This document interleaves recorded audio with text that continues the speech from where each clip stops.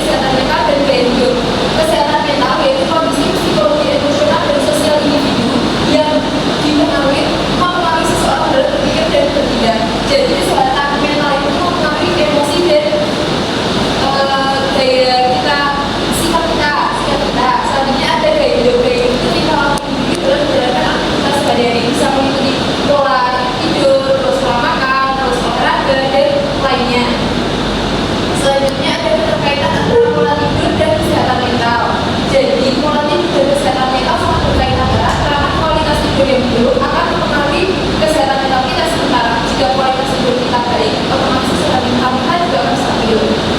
Selanjutnya, berolahraga dan kesehatan mental. Jadi olahraga ini memiliki peran penting untuk kesehatan mental kita karena jika kita melakukan olahraga ini bisa meningkatkan mood dan mengurangi stres kita selama melakukan kegiatan sehari-hari. Selanjutnya yang terakhir yaitu tentang mindfulness dan meditasi untuk kesehatan mental.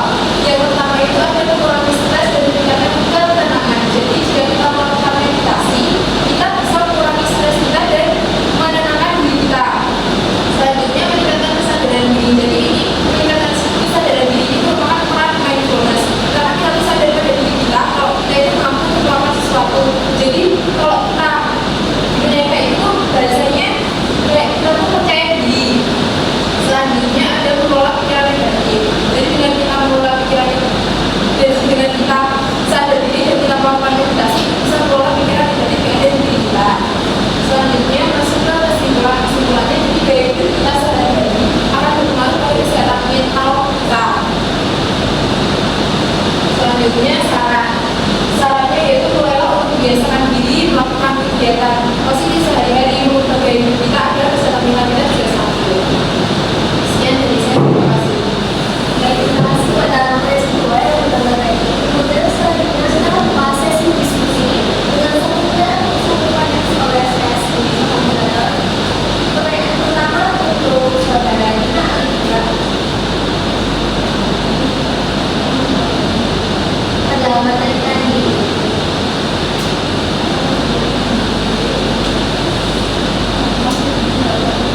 nah berdasarkan hasil pada bagian upaya pencegahan nomor 1 yaitu terus mengembangkan peran hidup seperti regulasi emosi dan manajemen stres. Pertanyaan dari saya yaitu apa itu regulasi emosi dan seperti apa salah satu contoh yang bisa ya upaya pencegahan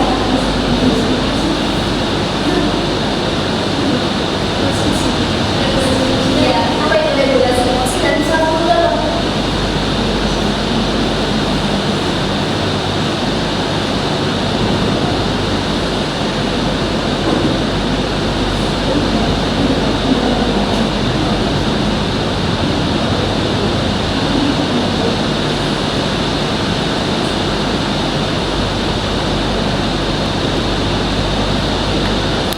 Regulasi emosi dan ini ya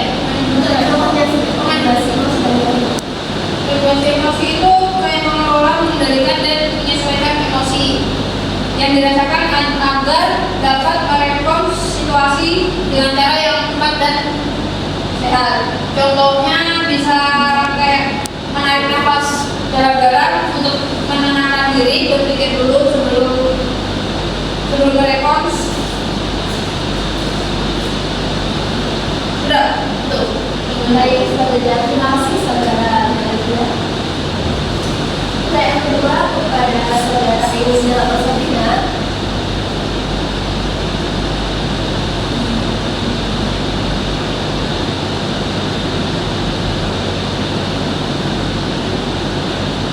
Pertanyaan dari saya yaitu apa hubungan antara kesehatan mental dengan gaya hidup?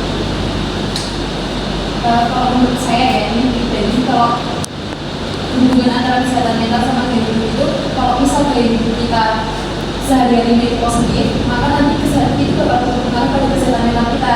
Kalau misal kita gaya hidupnya sering begadang, terus makannya nggak sehat, terus nggak olahraga, itu akan berpengaruh nanti kesehatan mental kita tuh jadi depresi, terus stres, dan mungkin bisa yang memperolehnya nanti bisa menimbulkan bunuh.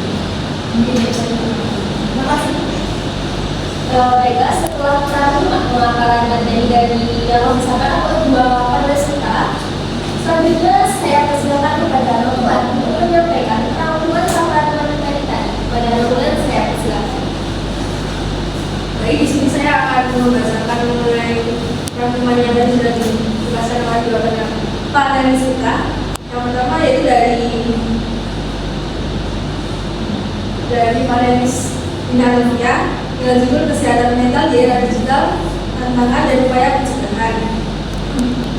Era digital memberikan dampak besar terhadap kehidupan Teknologi memudahkan akses informasi dan pengembangan diri, tetapi juga dapat menimbulkan tekanan sosial, kecanduan, serta gangguan mental. Karena itu, diperlukan peran keluarga, sekolah, dan masyarakat untuk menciptakan lingkungan digital yang sehat melalui literasi digital, pengendalian stres, dan komunikasi terbuka. Dengan penggunaan yang bijak, teknologi dapat mendukung kesejahteraan mental remaja di tengah kemajuan dunia digital. Baik, selanjutnya saya ingin membacakan rangkuman oleh panelis kedua dengan judul Kondisi Mental Kita Dipengaruhi oleh Kehidupan Kita Sehari-hari. Kesehatan mental mencakup kondisi psikologis, emosional, dan sosial yang sangat dipengaruhi oleh gaya hidup sehari-hari. Faktor seperti pola tidur, olahraga, pola makan, dan cara mengelola stres berperan besar dalam menjaga kestabilan emosi dan pikiran. Tidur yang cukup dapat meningkatkan konsentrasi dan suasana hati, sedangkan olahraga membantu tubuh melepaskan hormon endorfin yang menurunkan stres. Selain itu, praktik mindfulness dapat merehabilitasi membantu seseorang lebih tenang dan sadar diri. Oleh karena itu, menjaga gaya hidup yang sehat dan seimbang menjadi langkah-langkah penting untuk mempertahankan kesehatan mental agar seseorang dapat hidup dengan lebih bahagia, produktif, dan bermakna. Terima kasih. Baiklah teman-teman, demikianlah rangkaian kegiatan diskusi pada hari ini telah selesai. Demikianlah sesi presentasi yang dapat kami sampaikan. Saya selaku moderator kami undur diri. Wassalamualaikum warahmatullahi wabarakatuh.